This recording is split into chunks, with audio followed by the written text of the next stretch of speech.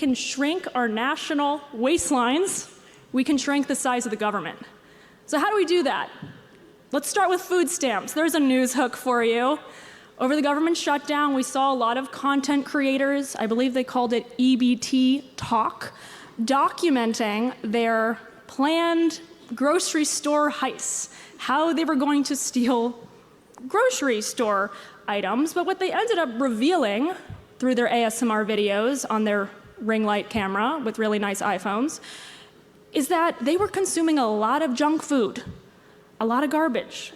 What's making Americans fat is food and drinks packed with sugar, carbs, and high fructose corn syrup. And through our Supplemental Nutritional Assistance Program, or SNAP, Americans are incentivized to buy more garbage. Roughly 25% of SNAP dollars go to candy and soda. Roughly 25%. SNAP cost $63 billion in 2019. So, if that is a fact, that means y'all take it away? That gives y'all the right to take that away from people? I don't know about that. Jumped to $145 billion in 2023. There's 42 million Americans on that program. That's 12% of the population. I will agree that there are too many American people that are on SNAP benefits. But that means that you got to not look necessarily at SNAP. You got to look at the reasons that they're on SNAP. We know that over 1/4 of these people that are in receipt of SNAP benefits are actually the working poor in this country, right? We have not increased the minimum wage, and I don't know when, and the minimum wage still sits at $7 while everything else is going up, whether we're talking about the cost of food or whether we're talking about the cost of rent or whether we're talking about the cost to actually try to engage in home ownership, if we're talking about the interest rates. And we know that under the failed leadership of this administration, this country has seen a loss of 1 million jobs, and that's just in the first few months. He's not even had a full year. So no, we need to work on economic policies that will put people into a position in which they are not the working poor, where they are still needing the $6 a day to eat. So yes, we need to talk about it, but I don't think that SNAP is the problem. I think that that is the resolution, or at least that is a symptom of the problem. We have a bigger problem in which we have billionaires that are continuing to rise up every single day and are getting richer and richer, to the extent that there was talk about Elon becoming a trillionaire, the first one in this country or in the world. Yet we still have people that have to go to the food bank and go to work, that have to sit there and go to make sure that they've got money on their SNAP and EBT cards. Like, that's a problem, and I do think that we need to address it. I mean, this is That's true, bro. I mean, she said it right. We got to look at why they're even on SNAP, because almost all of everybody that's on SNAP is, I'm not going to necessarily say poor, but you can't feel me, like they might be single moms, single dads, or a whole household that just can't afford food right now.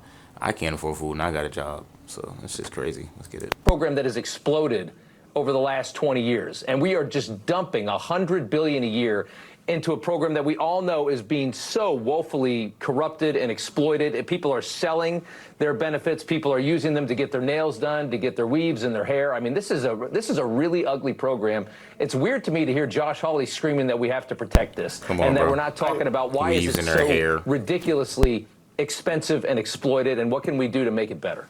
I just provided my colleagues another one of my charts yesterday that showed from the inception in the 70s until President Obama, we would fluctuate somewhere between 6 and 10% of Americans on food stamps, right? Then Obama came in, dramatically increased eligibility. Now it's between 10 and 15%. Right now you have 42 million Americans, 12.3% of our population on food stamps. That is not a metric of success. It's a metric of failure. And no, I mean, that program needs to be dramatically reformed. We are making way too many Americans dependent on government. That's what Obamacare did with the Medicaid expansion, which is really pushing out disabled children from care because of, people, because they get paid more, would prefer providing medical services to single, able-bodied, working-age childless adults. I mean, the damage Democrats do with their supposedly well-intentioned programs, but completely poorly designed programs, is incalculable. Yeah, I don't think they're even well intentioned. I think it's all just a game to get as many people on them as you can, because then you've got a very reliant base of voters. If they need that program, if they need that money, they're always going to vote for you. So it's just a game of how many can we get on there, and that's why the moment you start talking about doing it responsibly, they freak out, because that's going to be cutting people off of it. I mean, that's the worst thing for their product. I can't argue with you. Know, the Democrats are all about growing government, which means making more Americans dependent on government. Yep. That's not the way to improve our society and really improve those people's lives. You know, one of the biggest beneficiaries of SNAP is Walmart. About 25% of all SNAP funds go to Walmart through people buying their food on their EBT card. On top of that, a significant amount of Walmart's employees qualify for SNAP. So our tax dollars are also funding Walmart's employees because they aren't paying them a livable wage. So roughly $25 billion a year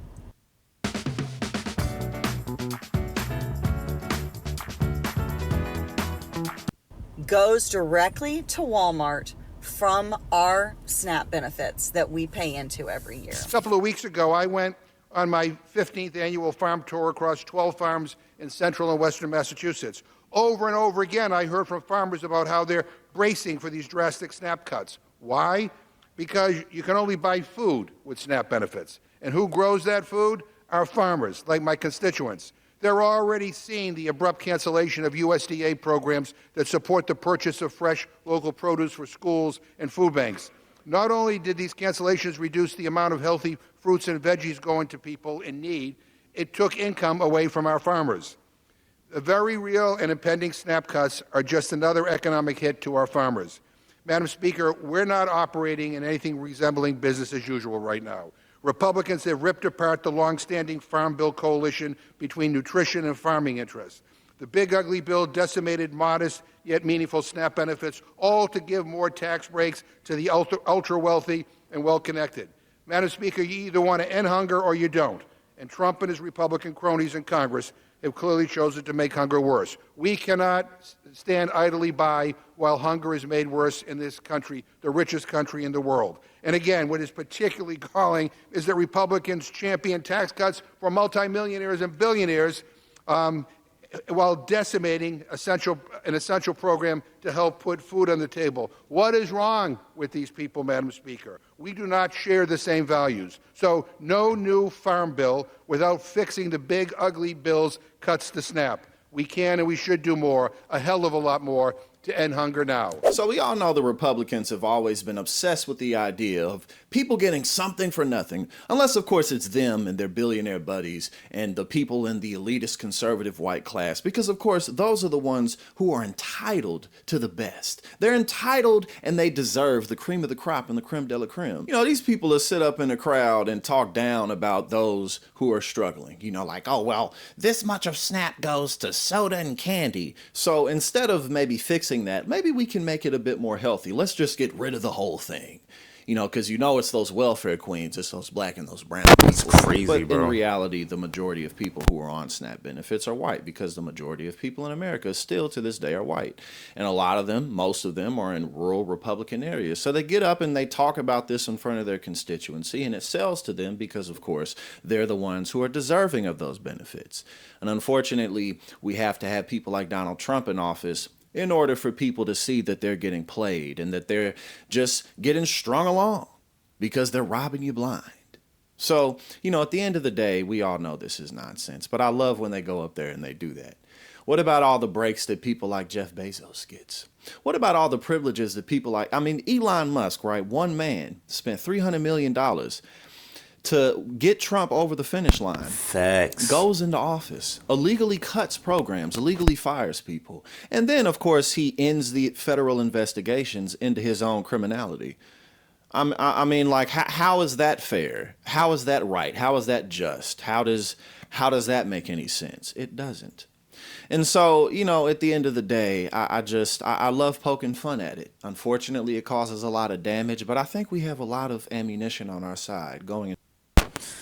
That's what I'm saying. He's right, man. All these, and I love sports. I love artists and all that. Maybe they do deserve all that money, but you got these all stars in the NBA, NFL, especially the NBA, making hundreds of millions of dollars a year, but we cutting SNAP benefits because it's going towards Skittles and like, what are you talking about? And the guy said, "Oh, we're buying weave, which you're selling it, bro. They're selling it because they don't have money. People sell they benefits and they SNAP and all that because they don't have money in general. They gotta buy diapers for their children. Like, I don't understand that, bro. You have all these billionaires and millionaires, and you want to cut SNAP, but you don't want to take the money away from them and spread the money. This, like he said, it's the richest country in the world. That's what he said. I guess. Guess I'm gonna agree with that. And we can't just give away money. They want to keep us poor, bro. Like they want to keep us poor. It doesn't make sense. It makes sense because it's America, but it still doesn't make sense, man. Let me know what y'all think about that in the comment section, y'all. Make sure you hit the like, comment, subscribe button. Hit that notification bell so you get notified when I upload, y'all. I love y'all. Peace and love, baby. We out.